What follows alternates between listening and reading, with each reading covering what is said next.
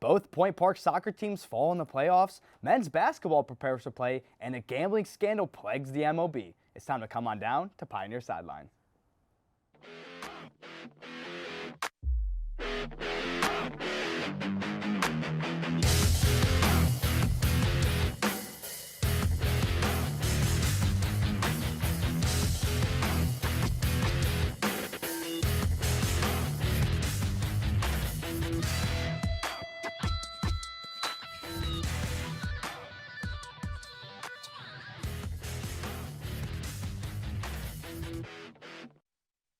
Evening and welcome to Pioneer Sideline. I'm your host, Matt Plangy, back for another week of sports news. We have all the Point Park and national news for you, as well as a discussion about college football. To start, Edmi Idalis reports on how Point Park women's soccer performed in the Mountain East Conference playoffs. Edmi? Point Park women's soccer closed off the season this past Sunday at the Mountain East Conference quarterfinals in Athens, West Virginia. The Pioneers, as the number 3 seed in the North Division, went up against Concord University, the number 2 seed in the South. Concord's Tiana Campbell tallied a hat-trick after 1 goal in the first half and 2 in the second. Those 3 goals are what brought the Mountain Lions their win 3-0 in the quarterfinal. Pioneer forward Rebecca Pilgrim was awarded MEC Freshman of the Year and earned a spot in the 2025 All-MEC First Team. She started 11 games out of 17 and recorded 11 goals and 5 assists, finishing the season with 27 points. 2 Pioneers were named All-MEC honorable mentions, Stair Kuiper as a midfielder and Maggie Odor as a defender. And with that, Point Park wraps up the 2025 season with a record of 8 wins, 7 losses, and 4 ties. Back to you at the studio. Next, for what happened with the men's soccer team, Ryan Quinn is in the studio with all the info. Ryan? You got that right, Matt. In their second season in the Mountain East Conference, the Point Park men's soccer team was able to host a playoff game. Ending the season with 7 wins, 5 losses, and 2 ties in league play, this got the Pioneers the 3rd seed, where they played the 6th-seeded West Liberty Hilltoppers last Sunday. Unfortunately, their playoff win was one that the Pioneers wished they had back. In the 21st minute, the Hilltoppers' Ethan Nethery was able to make it 1-0. 10 minutes later, they added on with a goal from Travis Scandalous. West Liberty was able to add 1 more goal in the second half by Alex Watt, completing the upset and putting an end to the Point Park season. While the season was cut short for the Pioneers, it was a huge improvement from their first year in the MEC, getting 4 more wins in league play, not just being in the playoffs and hosting a game and having 3 players make an All-MEC team appearance, with Freeland Gaffer making the first team and Giovanni Pezzi and Guy Leher making the second team. With their second season now in the books, head coach Cameron Williams and his men look towards the 2026 season, looking to take another step in development in Division II play. Back to you at the desk, Matt. Now let's cross over to basketball season. Sideline's Hayden Mahoney has the update on how Point Park men's basketball is adjusting to a brand new head coach. Hayden? New coaches, new faces, and a brand new season. The Point Park basketball season opener is around the corner when the Pioneers travel to Embro to face off against the Fighting Scots on Wednesday, November 19th. Before the game's arrival, new head coach Ryan Granditz aims to develop this program entering their second season in the NCAA Division II. Granditz talks about his approach in an arrival in an interview. Yeah, so, obviously it's every day in practice with the guys that we have here currently. But the big thing is, just make sure we're hitting the trail recruiting and getting guys. But we've done a really good job this week. I think part of it was my fault as a new coach. I think I kind of let some stuff slide the first couple months, and now I'm really trying to hold us to that standard. So, it's setting the foundation and setting the standard that we all got to hold ourselves to every day. And we've done a much better job of that this past week or so in practice. So, it's just coming in, doing it every day, and just figure out there's things that we're going to do and there's things that no matter what we're not going to do. So just kind of figuring those things out. The returning players such as Aiden Anderson, Caden Warner, Brendan Williams, and Rob Keys have worked well with the arrival of a new coach, but also have to adjust and build chemistry with the many new transfers. Warner led the team in total points last year and looks to develop his game and leadership alongside the new arrivals. The players have took great appreciation in the effort that Coach Grandis puts in for this squad. Senior forward Aiden Anderson shared his preseason thoughts surrounding the new team. I feel like team chemistry is very important. I feel like that is definitely key to success. Working with a new head coach, it's going to be, some differences, it's going to be some hardships, but with a team like us, I feel like we can overcome adversity. Brandon's a very great head coach. He's coming from Damon, they're always winning the conference out there, so he knows how to win, and we get everybody to buy in and listen to what you got to say, then it's going to be a good year. Good luck to the Pioneers as the preseason ends in just a week, and back to you guys in the studio. Now that's all for Point Park Sports, but what's happening in the week ahead? Fall sports are nearly over, but volleyball plays its final game of the season on Friday, November 14th at home. And men's wrestling travels to Millersville to compete in the Shorty Hitchcock Invitational on Saturday. Tune in for more Pioneer updates right here next week, and as always, go Pioneers! After the break, local and NFL news that you don't want to miss. We will be right back.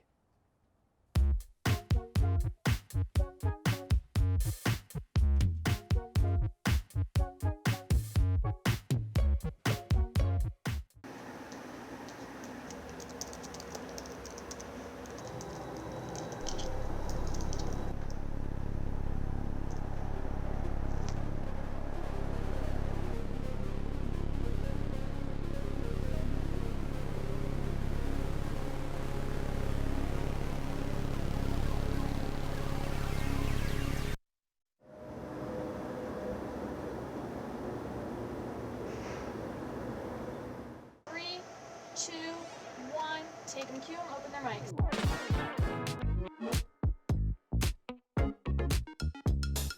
Today marked the 1-year anniversary of the Pittsburgh Post-Gazette strike. Point Park University just hosted a campus-wide meeting. Plans for the rapid transit bus line are not set to conclude until 2025.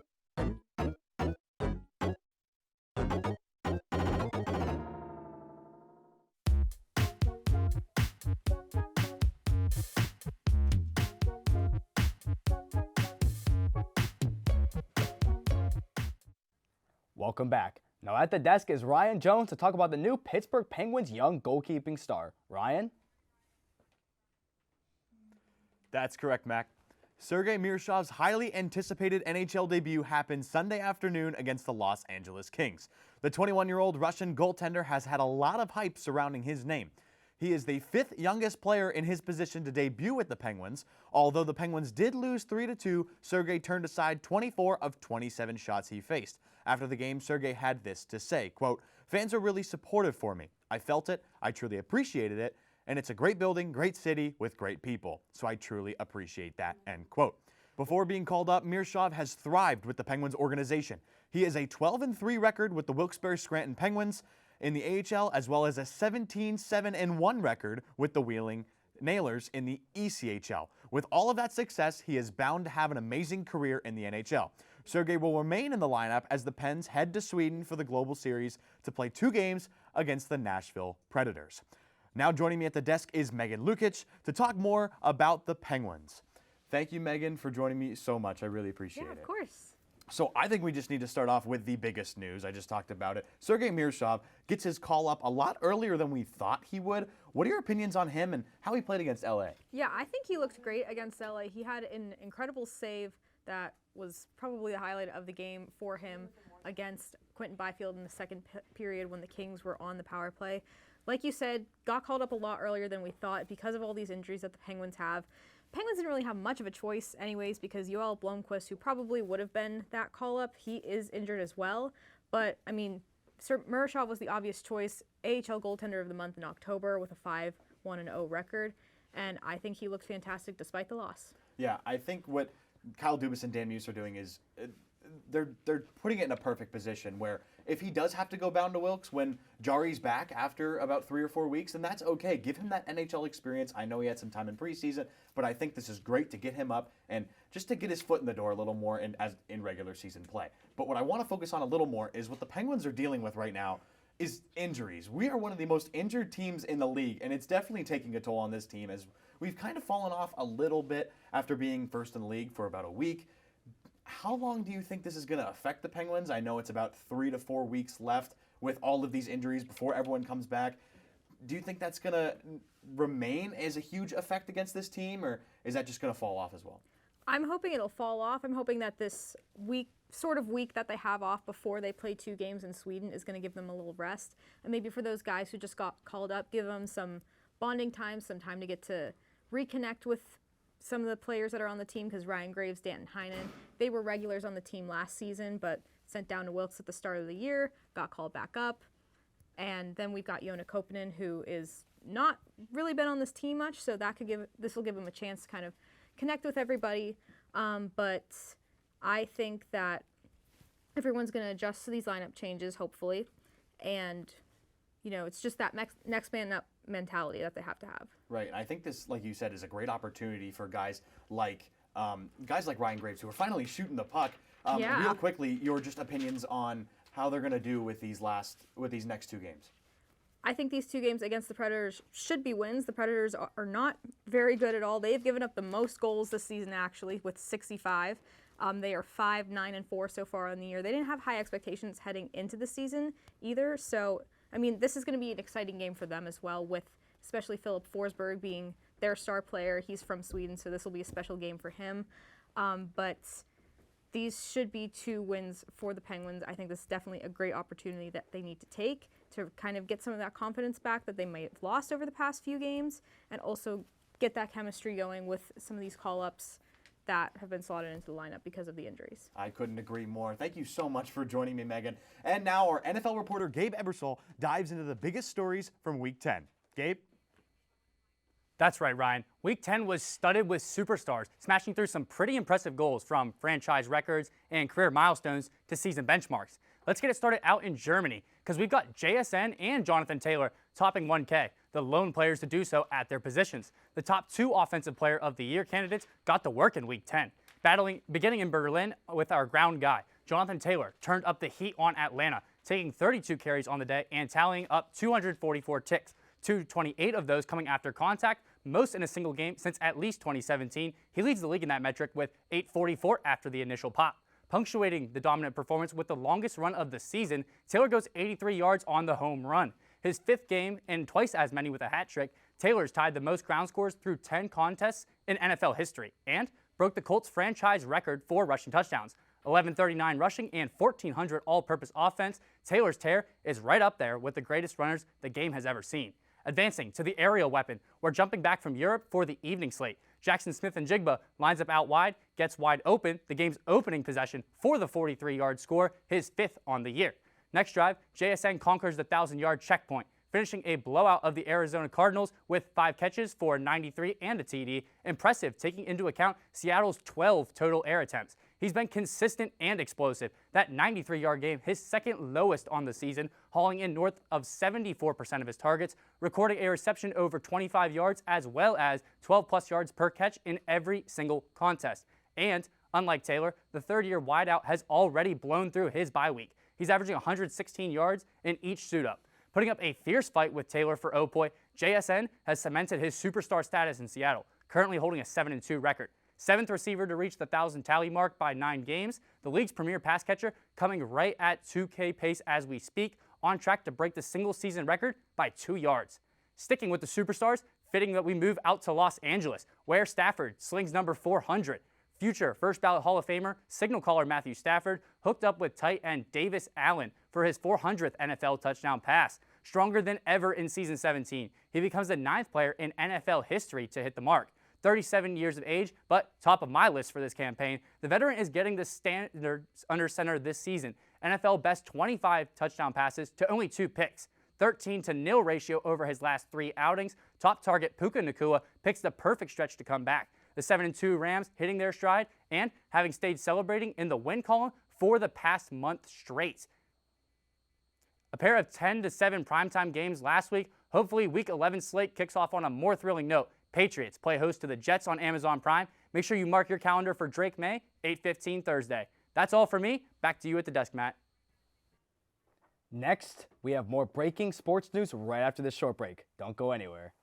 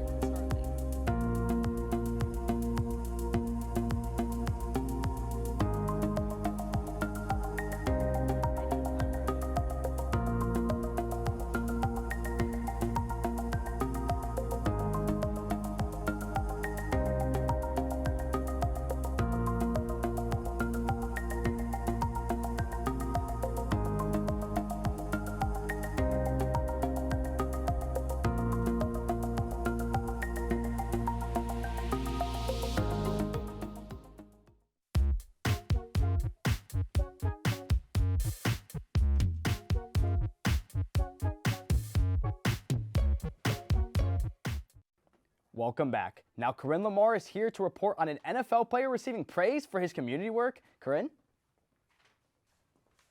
You've got it, Matt. Deion Dawkins, you know the name, has just been named Week 10 NFL PA Community MVP for his Waves of Selflessness through his foundation, Deion's Dreamers.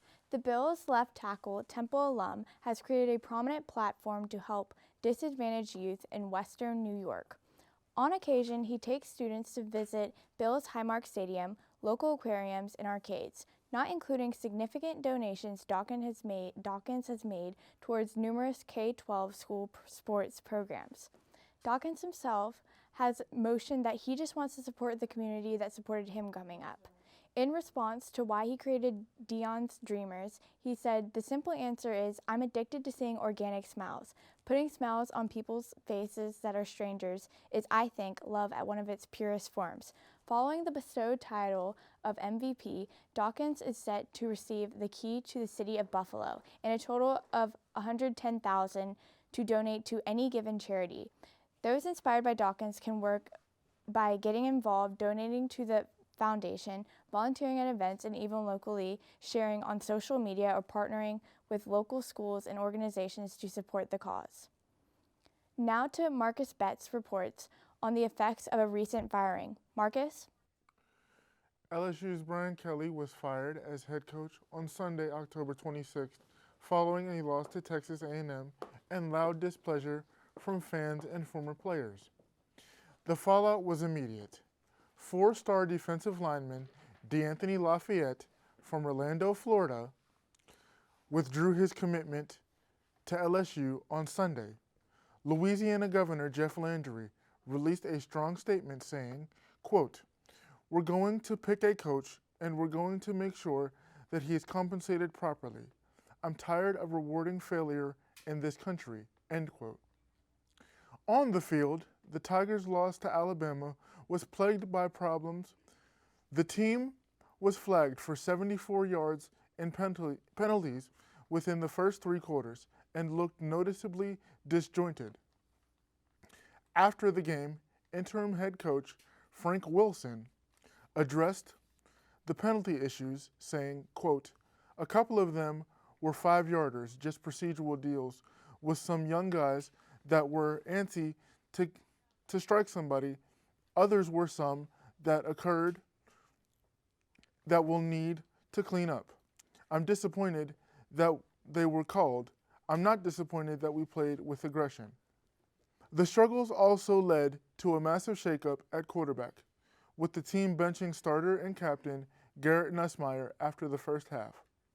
Explaining the decision, Coach Wilson said, quote, "I thought he did some good things early on. We moved him out of the pocket and thought that he started the game off extremely well. As we went into the depth of the game, we just thought it was an opportunity for us to change up to throw their defense off. And so we went with the change. I don't know if it was something necessarily that he did so bad. We just thought it would be an advantage in things that Michael Van Buren could give us." The Tigers also lost wide receiver Nick Anderson to a season-ending knee injury. Following his dismissal, Brian Kelly released a goodbye message to fans. He wrote, quote, "The journey began with great expectations. Sometimes the journey does not end the way that we hope.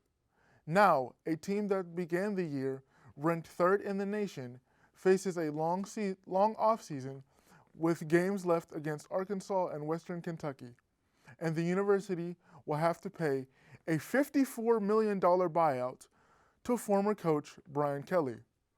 Now to Ryan Thiele for a major gambling update in the MLB. Ryan?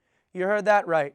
The MLB is faced with another major sporting scandal as two starters of the Cleveland Guardians reliever Emmanuel Clase and starter Luis Ortiz have been federally indicted for what prosecutors say is a scheme to rig in-game pitches in favor of sports bettors. According to the 23-page indictment unsealed Sunday in Brooklyn, Clase allegedly began coordinating with bettors as early as 2023, tipping them off on what type of pitch he'll throw and when. Ortiz is accused of joining the scheme in June 2025 and receiving thousands of dollars in bribes, $5,000 for one game, $7,000 for another, to intentionally throw balls or wildly miss the strike zone so that bets placed on those outcomes would win. The scheme is alleged to have yielded at least $400,000 plus in inclement wins for the bettors.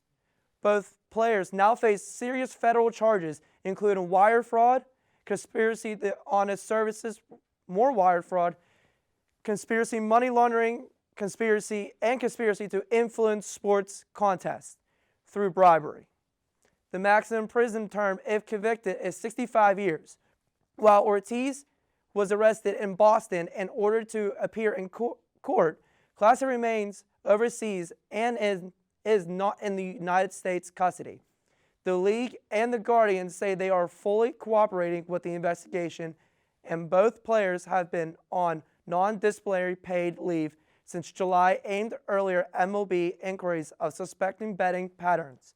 This scandal strikes at the heart of sports integrity, and analysts says it may permanently end the careers of two baseball's top paid pitchers.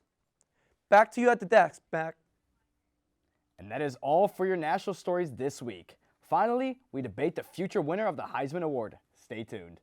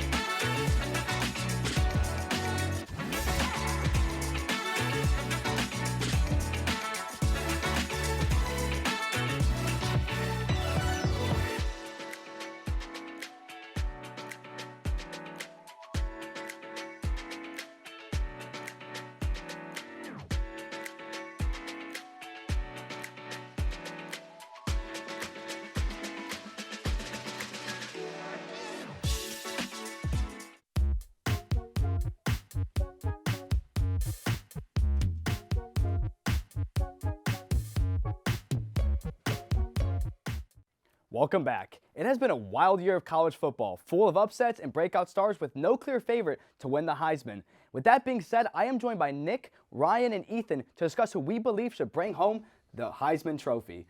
So, I just want to hear your general opinions because there's probably three guys that are at the top of the list right now. I'm sure we're all going to say those guys being Simpson, Sayin, and Mendoza. Do you guys have one of those three winning? Yes or no? Yes. Do you guys have one of those three? Okay. Who do you have winning? I have Mendoza. Okay. The reason why is because he's turned an Indiana team into a legitimate contender for the championship this year. He's turned some no-name receivers and tight ends into legitimately good players, and he's taking, like I said, he's basically taking the Indiana team. Now, a lot of the credit does go to the coaching. Yeah. But he's just playing phenomenal too. And one thing that he has, I think, Sayin and Simpson don't have is the clutch factor. And he's proved that in the comebacks against Oregon, and he's proved that in the comeback against Penn State. Now, I'm a Penn State fan, but what he did against Penn State to come back and get Indiana that win, I thought, for me, put him as a top contender for the Heisman. Yeah, actually, I'm going to say what I have to say to that. All I'm going to say is Julian Sayin didn't have to come back against Penn State because he was smoking you guys all game. But anyway, just go ahead and continue. Yeah, I'm going to go a different way. I'm going to go with Julian Sayin because, number one, he's leading the entire nation in QBR, 91.1. He's the most efficient and accurate quarterback in the league with an 80.9% completion rate. Not to mention, his passing rating is 192.6. And on top of that, Ohio State is not even top 60 in rushing yards this year. And if you have a good running backs behind you and you have an efficient rushing attack, that alleviates a lot of the pressure off your quarterback. And so far, they just not been producing in that category, and all of it has kind of fallen on Julian Saint's shoulders, and he's been able to produce for them. So I want to get out of the Big Ten. I'm going to go down south to the SEC. I had Ty Simpson win the Heisman this year. Let's just put it out there. The teams he played and beat: UGA ranked 5 at the time. Vandy ranked 16 at the time. Mizzou ranked 14 at the time. Tennessee ranked 11 at the time. Yeah, and he just got done whooping on LSU. And then yes, they lost to FSU to start the year, but he had over 250 passing yards and 3 touchdowns.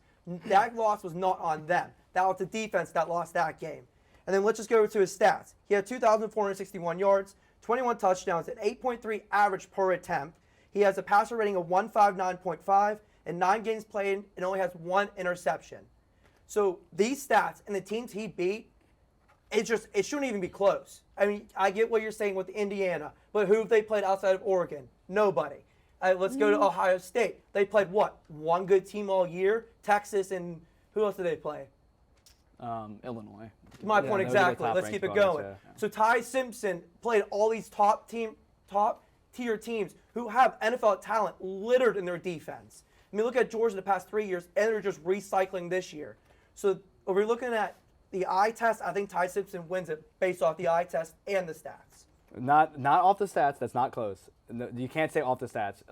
The one thing I will give Ty Simpson that I can't argue against is competition, because again, Julian State doesn't pick a schedule. I like Sam more than Mendoza, and I like Simpson more than Mendoza. Mendoza would be my 3rd out of the 3. The reason I say that is because if you're talking statistics, Sayed has it clear. Being the number 1 person in QBR, not QBR, completion percentage is incredibly impressive. You have basically an 81 completion percentage when you're 14th in the country in yards, and you have more yards than Mendoza and Simpson. Stats it's saying, but I do like the Simpson argument because of the teams he's played. But I would lean both of those guys over Mendoza. I'm going to go a little different. I'm going to go on a different route here. You look at Indiana and Alabama coming into this season, they didn't really have a ton of expectations, especially to win the national championship. You look at Ohio State, who started the season ranked 3. With a lot of players coming back, you still have Caleb Downs, you still have Carnell Tate, you still have Jeremiah Smith, you still have Simons, and Caden Curry's elevated his game. I mean, especially playing in that media center in Columbus, there's a lot of attention that comes your way. And to be a freshman and to come in and take the next step and put it all on his shoulders with not a good enough rushing game. And outside of Carnell Tate and Jeremiah Smith, he has not had a lot of options to throw the ball to. Those are predominantly his 2 best targets. So for me, he's kind of what's the word? Overlooked? No. He's under a lot of pressure. He's under a lot of pressure, and he's exceeded expectations for me this year. Do you want to talk about pressure? This is Alabama football. This isn't. It's not the Alabama football 5 years ago. It doesn't matter. You still have the pressure of being part of the Crimson Tide. No matter who's the coach, no matter what's going on with the franchise, with this school. Sorry, you're still one of the premier blue blood teams in college football. You can make that argument against Indiana, that makes sense. But you can't make that argument against Alabama football, because they've won, how many national championships compared to Ohio State in the past 10 years? And then on top of that, he's taking in and he's winning these games. Ohio State just came off the chip, though, to be fair. But here's my thing. Yeah, but here's the thing about Mendoza, though. Alabama, you guys got Williams catching the ball. You guys got Tate and Smith. That's one Who guy. does Indiana have? Let me hold you there. Indiana has the 9th best rushing in the country, and they have 4 wide receivers over 270 passing yards. So they actually have more targets than Ohio State and Alabama this year. Way more targets. Yeah, I'm sorry. I also don't like how you brought up that Penn State game, because Julian State killed Penn State and he never had to come back. I don't know if the clutch factor matters when you're losing to Penn State by 4 with a minute 30 left. You shouldn't be losing to Penn State at all, just like Ohio State. Well, Penn State's a good team. What? Penn State is 0-6. Penn State is 0-6 against Big Ten opponents. They're second to last. Oh my God! In the Big Ten. Strike me if I'm lying. That team sucks, bro. They have 3 wins. What are you talking about? They've lost none 6 in a the Big row. Ten. Don't use that argument. Start arguing Mendoza. No. Please argue Mendoza into my ear. Do not argue saying that Penn State's a good team, please. Penn State literally has a good defense. They haven't been shown it the last 6 weeks. Hey, to be fair, Penn going into the State, season, I heard they have a best team in the new country all the time. coach.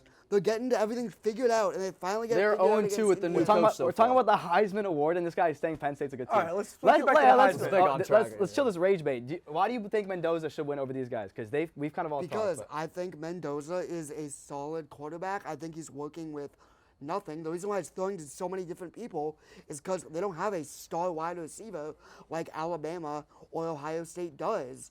He's using a bunch of different options.